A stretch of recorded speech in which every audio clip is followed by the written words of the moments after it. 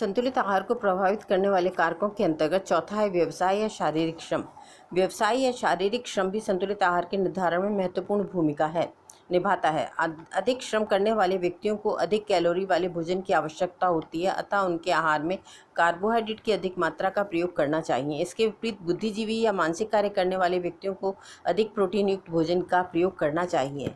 पांचवा है विशेष अवस्थाएं। कुछ विशेष अवस्थाओं में भी पोषक पदार्थों की मात्रा तथा भोजन के प्रकार भिन्न हो जाते हैं।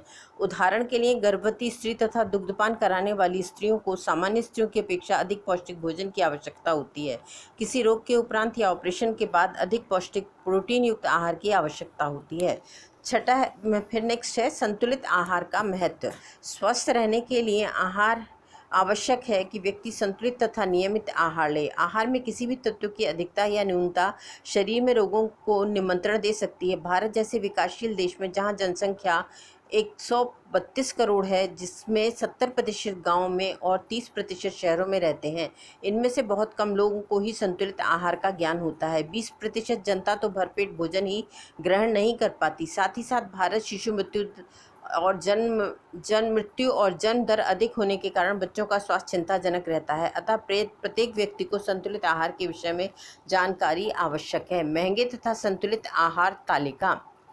इसके तालिका के अंतर्गत प्रोटीन, महंगे भोज्य पदार्थ और सस्ते भोज्य पदार्थ। महंगे में है मांस, मछली, पनीर, अंडा, सोयाबीन। सस्ते में है दूध, वसा रहित मट्ठा, दालें, पत्ते वाली तथा अंकुरित सब्जियां और अनाज। कार्बोहाइड्रेट में चावल, मुरब्बा, शक्कर, शहद, चीनी। और सस्ते में जौ, बाजरा, चना, आलू, शकरकंद, चावल, गेहूं, दाल, गुड़, मक्का आदि। वसा में मक्खन, घी, मलाई, मांस, मछली, तेल, अंडा, वनस्पति घी आदि।